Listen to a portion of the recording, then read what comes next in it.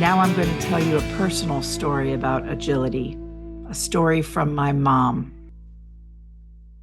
Agility and the Unlit Candle. So this is a story that lives at the center of my family history, my personal history. It's a story my mom wrote years ago. She called it The Unlit Candle. It's a story about disruption, resilience, and that unexpected moment when life forces you to pivot into a different version of yourself. The year was 1970. My parents were brand new to Delaware, young, hopeful, starting out with a baby girl and a handful of dreams. My mom had left her job at the University of Illinois to care for me. My dad had just started his first role as a chemist at DuPont. That's why they moved here to Wilmington, Delaware. Money was tight, life was simple, but it was good. My mom planned my first birthday with absolute joy, the way new mothers do. She baked a beautiful cake. She decorated it with balloons and baby toys. She placed one large candle in the center, unlit, waiting for the moment. Family came in by train. They rented cots for the living room. It felt like the beginning of something.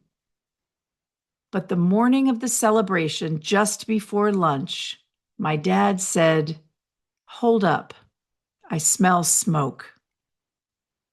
He opened the apartment door and a wall of thick black smoke poured in. In seconds, my mom grabbed me. Everyone ran out barefoot into the sunlit parking lot, watching as the fire department fought flames pouring out of the lower level. That beautiful cake never got sliced. That candle never got lit.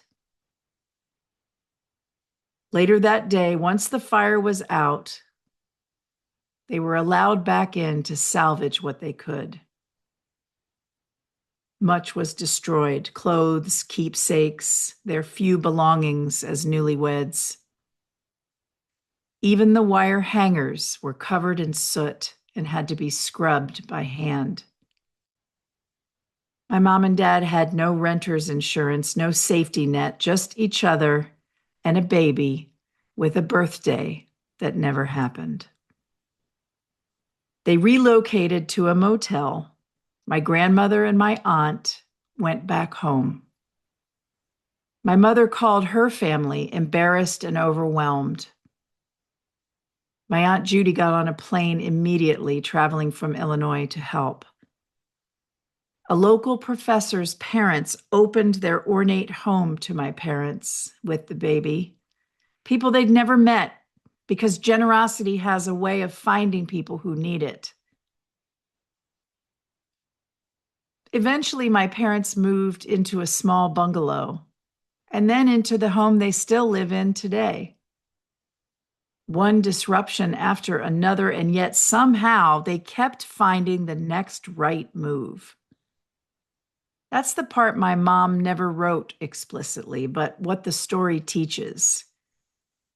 Agility is born in moments you never asked for. The moments where the plan burns down, literally or figuratively, and you're left standing in the parking lot with nothing but a baby on your hip and a cake you never got to eat. The Unlit Candle became more than a story.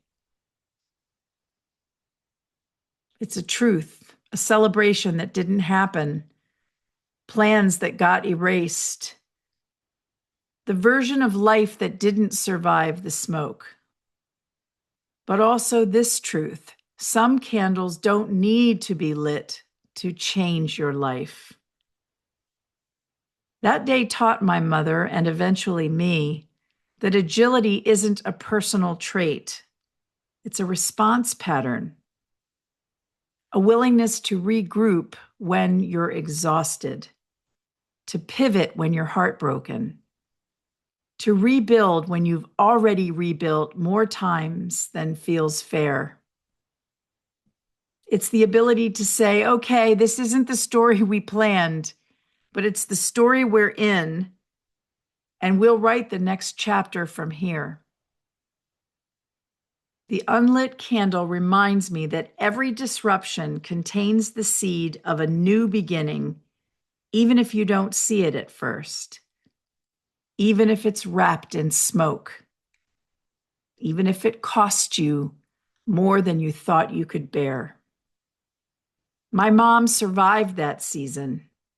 My parents built a life from those ashes. They restored what they could, they released what they couldn't, and they kept moving forward. That is agility.